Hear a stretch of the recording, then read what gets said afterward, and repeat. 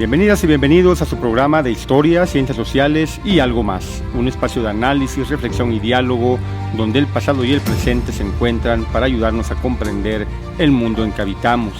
A lo largo de 30 minutos exploramos hechos históricos y problemáticas contemporáneas desde la mirada crítica de la historia y las ciencias sociales.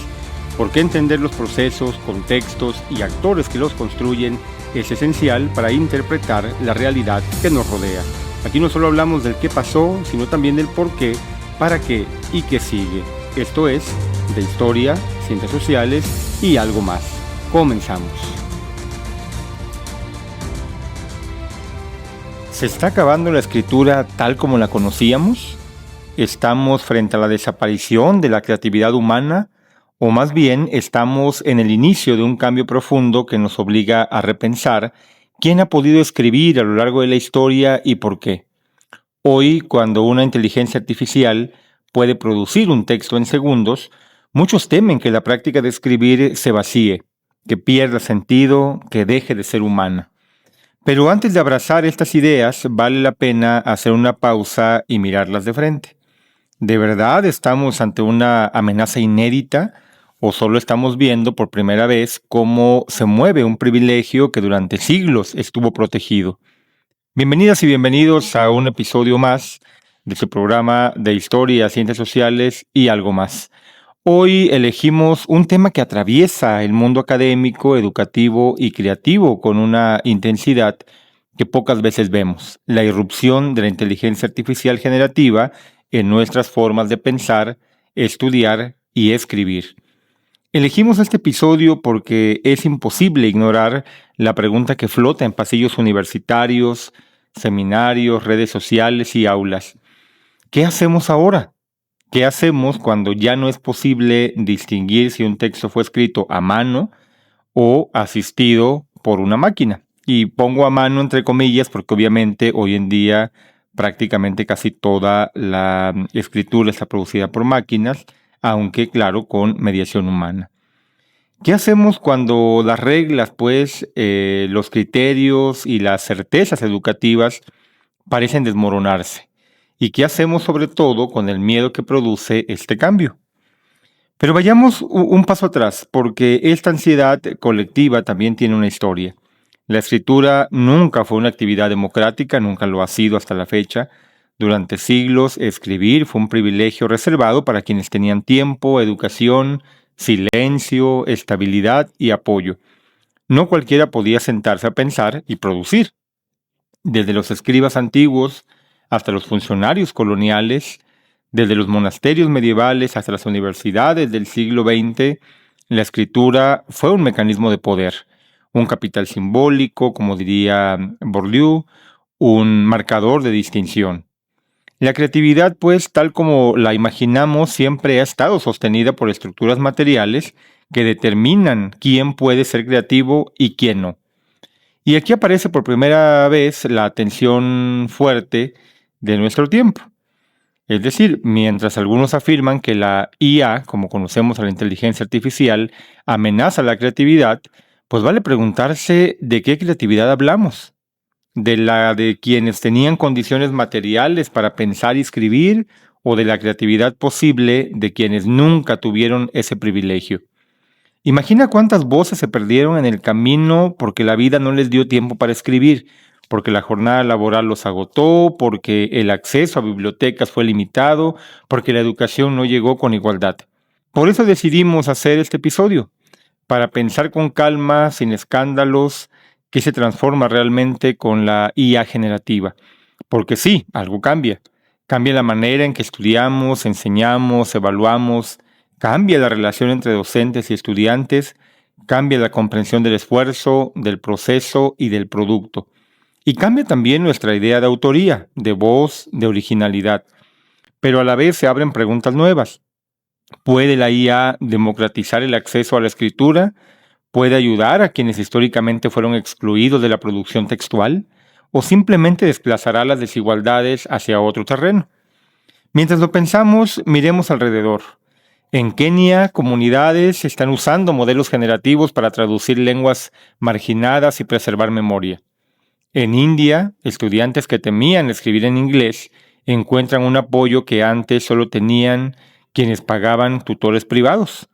En Brasil, jóvenes de contextos rurales experimentan con inteligencia artificial como si fuera un compañero que les ayuda a formular ideas. En México, por su cuenta, profesores y profesoras se preguntan cómo enseñan pensamiento crítico cuando la primera versión de cualquier texto puede obtenerse en segundos. Así que, más que un episodio sobre máquinas que escriben, este es un episodio sobre nosotros, sobre educación, desigualdad, creatividad, tiempo y poder, sobre cómo las sociedades producen conocimiento y sobre quién puede participar en esa producción. Aquí no venimos a dictar normas ni a dar respuestas definitivas, sino a abrir un espacio de reflexión sobre lo que viene y sobre todo sobre lo que podemos hacer. Si te parece, demos el siguiente paso. Vamos a tratar de entender cómo llegamos hasta aquí, porque para saber qué se está transformando hoy, primero necesitamos recordar por qué la escritura fue durante tantos siglos un privilegio. Para comprender la inquietud actual frente a la inteligencia artificial generativa, ese temor de que todo se viene abajo, es necesario mirar hacia atrás. No para quedarnos en la nostalgia, sino para observar cómo la escritura, antes de ser una habilidad cultural, fue una herramienta de poder profundamente desigual. Y quizás por eso, cuando una tecnología parece democratizarla, entre comillas, ciertos grupos sienten que algo valioso, casi sagrado, está en riesgo. La historia es clara. Los primeros escribas en Mesopotamia no eran ciudadanos comunes, eran especialistas altamente entrenados que servían en templos y servían a burocracias. La escritura no nació como expresión personal, sino como control administrativo, recaudar, registrar, ordenar a la población. Su exclusividad no era casual, era la base de su autoridad. Quien escribía tenía acceso al conocimiento y por lo tanto al poder. Quien no, pues quedaba fuera de toda posibilidad de participación formal. En Mesoamérica prehispánica encontramos un patrón similar. Los tlacuilos no solo pintaban códices, eran guardianes de la memoria, traductores de lo visible y lo invisible, figuras formadas dentro de estructuras políticas y religiosas. No cualquiera podía acceder a ese saber. Y no porque faltaran capacidades humanas, no se trata de eso, sino porque la escritura a lo largo de la historia, o sus equivalentes pictográficos, siempre han estado insertas en jerarquías sociales muy precisas. Pensemos, por ejemplo, en la Europa medieval, en los monasterios donde la copia de manuscritos era trabajo exclusivo de quienes vivían en silencio y aislamiento. O pensemos en la administración colonial en América Latina, cuando la figura del funcionario letrado permitía que solo ciertas voces quedaran registradas en actas, testamentos o juicios. En todos los casos, la escritura no era neutra, era un filtro.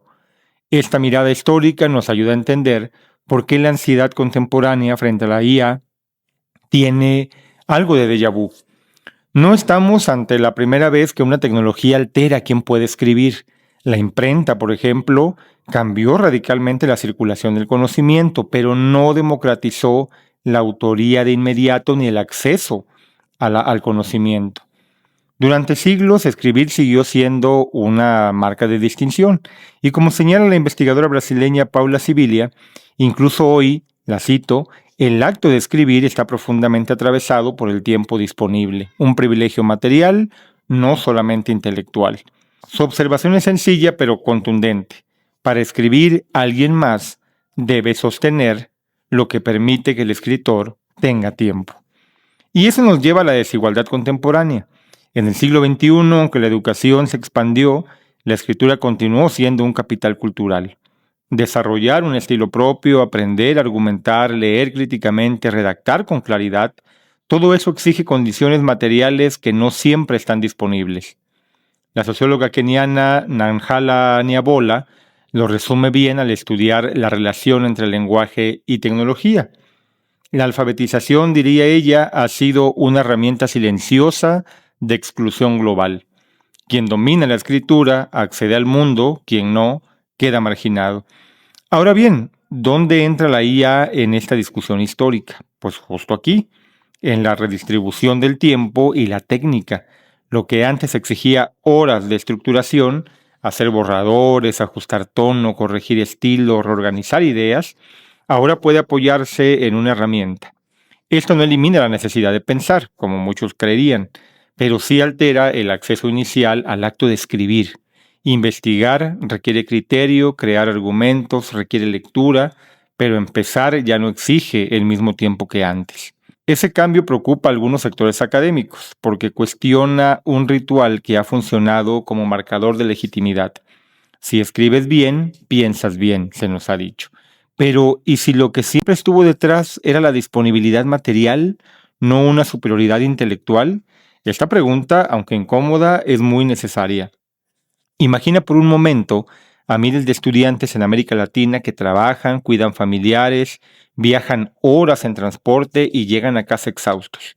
Para ellos, la inteligencia artificial no es una amenaza, es una forma de no quedarse atrás. Como demuestra la investigadora Anna Mills, muchos estudiantes de contextos precarizados usan inteligencia artificial no para copiar, sino para comprender mejor, reducir ansiedad y estructurar ideas que de otro modo no lograrían expresar por falta de tiempo y acompañamiento. Por eso, hablar de fin de la escritura, como le hemos puesto a este episodio, puede ser engañoso. Lo que realmente está en crisis no es la escritura, sino su monopolio histórico. La inteligencia artificial generativa no elimina la creatividad, más bien la mueve, la redistribuye, la desafía. Y aquí es donde la historia se encuentra con nuestro presente. Porque si antes la escritura era exclusividad de quienes tenían tiempo y recursos, hoy el panorama global se está transformando. No sin tensiones, obviamente, no sin miedo, no sin contradicciones. Y de eso hablaremos en la siguiente sección que charlaremos ahora, de cómo esa tecnología está reconfigurando la educación, la evaluación y las prácticas académicas en todo el mundo. Vamos paso a paso.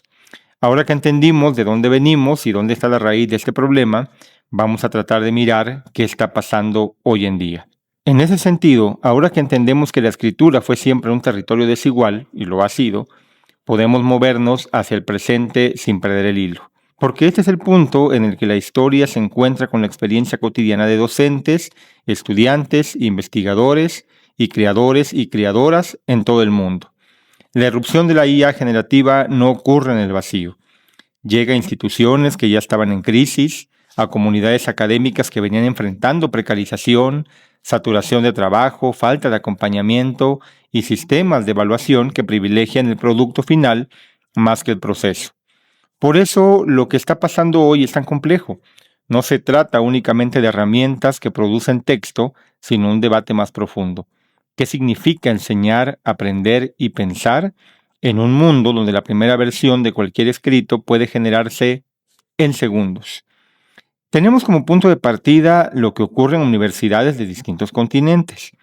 En su investigación, Sian Bain, profesora de educación digital en la Universidad de Edimburgo, sostiene que la inteligencia artificial genera lo que ella llama una tensión estructural en la educación superior, porque dice ella, esto obliga a replantear evaluaciones, métodos de enseñanza y nociones tradicionales de autoría.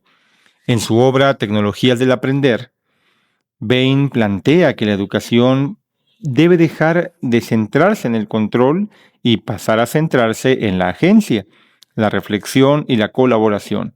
Su argumento resuena hoy más que nunca. Prohibir la IA no detiene su uso, obviamente, solo excluye a quienes menos acceso tienen a ella.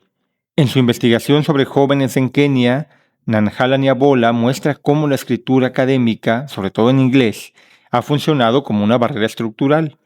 Por eso no sorprende que estudiantes kenianos usen la IA como apoyo para expresarse en un idioma que no es el suyo. Para ellos no se trata de hacer trampa, sino de acceder a un mundo académico que exige habilidades no siempre disponibles para todos. La pregunta entonces no debería ser ¿por qué usan IA?, sino por qué el sistema requiere condiciones que solo una parte del estudiantado puede cumplir, y así lo ha hecho históricamente. Pero este no es un fenómeno aislado. En India, por ejemplo, estudiantes de regiones rurales están usando modelos generativos para comprender conceptos complejos en inglés, algo documentado en la investigación de Mark Carrigan, sociólogo de la educación tecnológica. En su obra La Universidad Digital, Carrigan argumenta que la IA no solo transforma la escritura, sino la misma idea de estudiante modelo, entre comillas, porque revela que gran parte de lo que entendíamos como mérito académico en realidad dependía de tiempo, acompañamiento y recursos diferenciados. Mientras tanto, en América Latina el debate adopta otro matiz. Profesores de educación media y superior muestran entusiasmo y preocupación al mismo tiempo. En México y Brasil, algunos docentes notan que la IA les permite ofrecer retroalimentación más rápida, pero también sienten que las tareas tradicionales pierden sentido. ¿Cómo evaluar un ensayo si la herramienta puede producir uno al instante? ¿Cómo distinguir el aprendizaje profundo de la simple generación automática? Estas preguntas, más que amenazas, son oportunidades. Obligan a repensar prácticas que quizá ya no funcionaban, pero seguían ahí por inercia. Una reflexión similar aparece en la obra de la investigadora estadounidense Anna Mills, que hemos mencionado, especialmente en su trabajo Ética de la IA en la escritura estudiantil. En su investigación, Mills muestra que muchos estudiantes no buscan engañar así a secas, sino gestionar su ansiedad, organizar ideas y compensar brechas educativas. Su conclusión es poderosa. La discusión sobre IA, dice la autora, no puede separarse de las desigualdades que ya existían antes de su llegada. Y es cierto, la IA desnuda tensiones que venían acumulándose. Sistemas educativos que valoran el resultado más que el aprendizaje, docentes agobiados por cargas laborales, estudiantes que sienten que escribir bien es más una cuestión de origen que de esfuerzo, y esta idea hay que remarcarla muchísimo. La IA no crea estos problemas, los hace visibles. Así que no debe sorprender que la sensación dominante sea incertidumbre. Docentes que no saben cómo evaluar, estudiantes que no saben qué se considera legítimo, investigadores que temen que su trabajo pierda valor y universidades que intentan actualizar reglas con grandeza de intenciones pero sin suficiente claridad. Sin embargo, esta incertidumbre no es necesariamente un final. Puede ser un inicio, sí, dependerá de cómo lo veamos. Un espacio para replantear, por ejemplo, qué significa aprender, qué significa escribir y qué tipo de pensamiento queremos desarrollar en nuestros estudiantes. Y para entender hacia dónde podríamos ir, necesitamos analizar las tensiones actuales, los riesgos reales y los futuros posibles. Ese será el centro de la siguiente parte de este programa.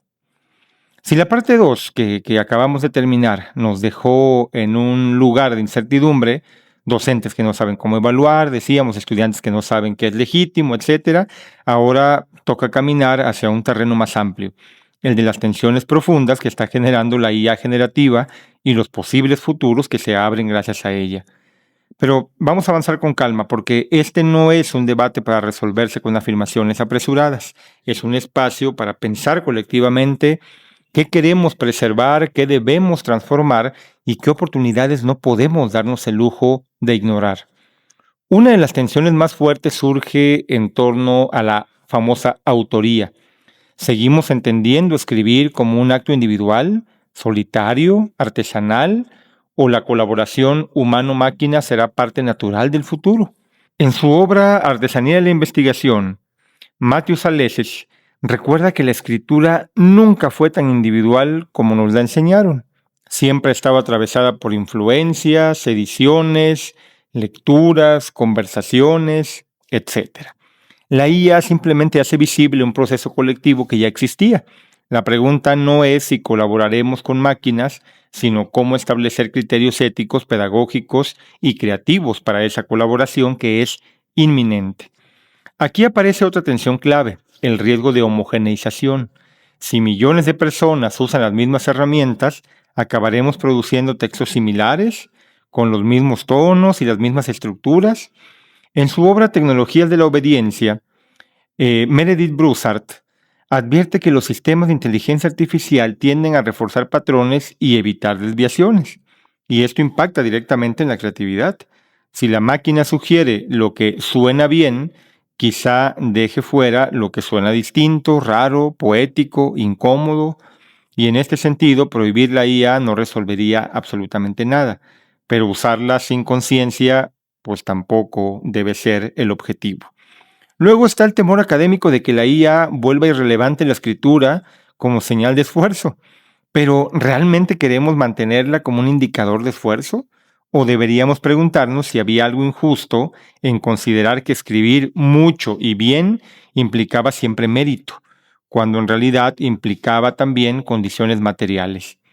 En su investigación sobre pedagogías críticas, Helen Beatam plantea que las instituciones educativas deberían centrarse menos en medir producción textual y más en medir capacidades humanas, juicio, interpretación, pensamiento situado, sensibilidad ética. Y esto abre un horizonte interesante. La IA generativa podría ayudarnos a regresar a lo que realmente importa del pensamiento humano.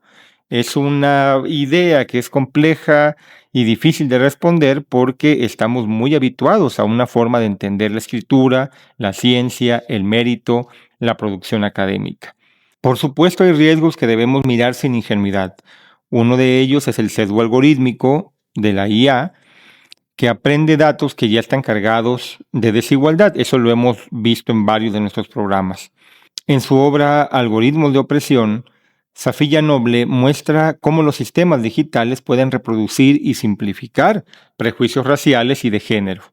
Eso significa que la IA puede sugerir respuestas que normalizan desigualdades y silencian voces. Por ejemplo, gran parte de la información cargada en la red pues proviene del norte global y producido sobre todo por comunidades blancas, por sociedades blancas.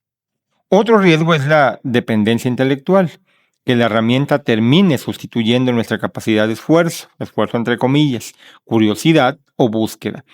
Y un tercer riesgo es la sobrecarga de información. Si todo se puede generar, ¿cómo elegimos entonces qué merece ser leído y qué no? Pero junto a estos riesgos existen posibilidades. Una es la democratización del inicio. Más personas pueden comenzar a escribir, a ordenar sus ideas, a tener mayor participación y a poder tener mayor acceso al conocimiento. Otra es la expansión de la creatividad híbrida, proyectos artísticos, comunitarios o pedagógicos que combinan texto humano con exploraciones generativas. En su investigación sobre culturas digitales, Towana Pedi sostiene que la tecnología puede ser emancipadora si se usa desde una conciencia colectiva y ética, no desde la fascinación ciega. En su obra Atlas de la Inteligencia Artificial, Kate Crawford subraya que la IA no es mágica, lo sabemos, tiene costos, impactos, materialidades. Entender eso es parte del proceso creativo y educativo que necesitamos hoy. Entonces, ¿hacia dónde vamos? Sería la pregunta obligada. La verdad es difícil saberlo. Estamos en un momento de transición donde conviven entusiasmo, miedo, resistencia, oportunidades, pero quizá podamos formular algunas intuiciones. Por ejemplo, que la escritura seguirá existiendo, eso es obvio, aunque en diferentes formatos, no será la misma, que la creatividad seguirá importando, pero deberá redefinirse, que la educación necesitará más conversación, más lectura profunda, más análisis de contexto, menos dependencia de la tarea repetitiva y más énfasis en los procesos. Y sobre todo, que el futuro no está escrito, se está escribiendo ahora entre quienes aceptan la complejidad y quienes buscan alternativas. Y tú que escuchas este episodio también formas parte de esa construcción. Con esto podríamos llegar al final de nuestro programa. En esta última sección vamos a reunir las ideas que ya hemos señalado, plantearemos algunas nuevas preguntas y pensaremos qué puede hacer cada persona, docente, estudiante, investigador, creador, creadora, ante este horizonte incierto pero lleno de posibilidades que también emociona. Así, al mirar atrás, quizá podemos ver algo con más claridad. La pregunta que nos trajo aquí, ¿estamos frente al fin de la escritura? No era realmente una pregunta sobre máquinas, sino sobre nosotros mismos, sobre cómo hemos entendido la creatividad, el pensamiento y la educación, sobre quién ha tenido acceso a la escritura y quién quedó fuera, sobre qué estructuras damos por naturales cuando en realidad están sostenidas por desigualdades históricas. A lo largo de este episodio vimos que la escritura nunca fue un territorio neutro, fue un privilegio, una marca de distinción, una herramienta de poder. Y por eso la llegada de la IA generativa provoca tanta inquietud, porque mueve ese territorio, lo desplaza, lo redistribuye, y al hacerlo hace visible algo que estaba ahí desde siempre, que escribir no era solo la cuestión de talento o esfuerzo, sino también de tiempo, silencio, acompañamiento, estabilidad y recursos. En su investigación sobre pensamiento y tecnología, Helen Beatham lo explica de manera sencilla. No podemos separar la escritura del contexto que la hace posible. Y ahora ese contexto cambia, y con él cambian las preguntas. Una de esas preguntas es central: ¿qué queremos preservar? No en un sentido nostálgico, sino crítico. ¿Queremos defender la escritura como defensa de un privilegio o queremos defenderla como una práctica que permita pensar mejor, dialogar mejor, imaginar mejor? Porque si la escritura era un filtro, quizá sea hora de transformarla en un puente. Si era un marcador de exclusión, quizá podamos convertirla en un espacio compartido. Y aquí las ciencias sociales y la historia tienen algo importante que recordarnos. Las prácticas culturales no desaparecen, como no va a desaparecer la escritura ni el mundo académico, simplemente se va a transformar a pesar de que nosotros no queramos. En su obra que ya mencionamos, Atlas de la Inteligencia Artificial, Kate Crawford insiste en que ninguna tecnología es neutra, lo sabemos, no basta con adoptarla, hay que interrogarla, no basta con criticarla, hay que comprender sus condicionantes materiales. Y esa comprensión es una tarea educativa, histórica y ética. La IA no elimina la necesidad de pensar, la vuelve más urgente. Pero también necesitamos reconocer otra dimensión, la posibilidad. Si la IA plantea riesgos de homogeneización, dependencia, sesgos, también abre caminos inesperados. Estudiantes que antes no podían escribir, por ejemplo, hoy encuentran apoyo. Comunidades lingüísticas marginadas, lograr traducir y preservar memoria, etc. Profesores descubren nuevas formas de acompañar, de planificar. Investigadores encuentran tiempos que la vida académica les había robado. No se trata de idealizar, no estamos proponiendo eso, sino de reconocer que la tecnología, como cualquier herramienta, depende del uso que le damos. Pasó exactamente lo mismo con cosas tan básicas hoy en día como la calculadora y la aparición misma de la computadora. Y entonces, quizá el verdadero reto no es decidir si permitimos o prohibimos la IA, sino decidir qué tipo de práctica queremos construir alrededor de ella. ¿Queremos una educación que mida solo el protocolo o una que valore el proceso? ¿Queremos una academia que proteja jerarquías antiguas o una que abra puertas? ¿Queremos una creatividad aislada o una creatividad situada, colectiva y consciente? En su investigación sobre justicia tecnológica, Tawana Peri lo dice sin rodeos. La tecnología solo puede ser liberadora si la comunidad la usa para ampliar posibilidades, no para restringirlas. Y tal vez esa frase pueda acompañarnos en los próximos años, mientras las instituciones educativas, los investigadores, los estudiantes y quienes escriben por necesidad o deseo buscan nuevas rutas. Así que, frente a la pregunta inicial, quizá la respuesta sea esta. La escritura no está en peligro, lo que está en transformación es nuestra manera de entenderla. Y eso puede ser una oportunidad extraordinaria si sabemos sostenerla con ética, con cuidado, con crítica y sobre todo con imaginación. Gracias por acompañarme en esta reflexión. Soy José Gavino Castillo Flores y me alegra que estés aquí, como siempre, pensando conmigo estos temas que nos atraviesan como sociedad del presente. Si este episodio te dejó preguntas o curiosidad, pues te invito a escuchar los demás contenidos de este mismo programa que ya conoces bien, de historia, ciencias sociales y algo más. Cada uno de ellos abre nuevas ventanas para mirar nuestro tiempo con espíritu crítico. Nos escuchamos en el próximo episodio. Hasta pronto.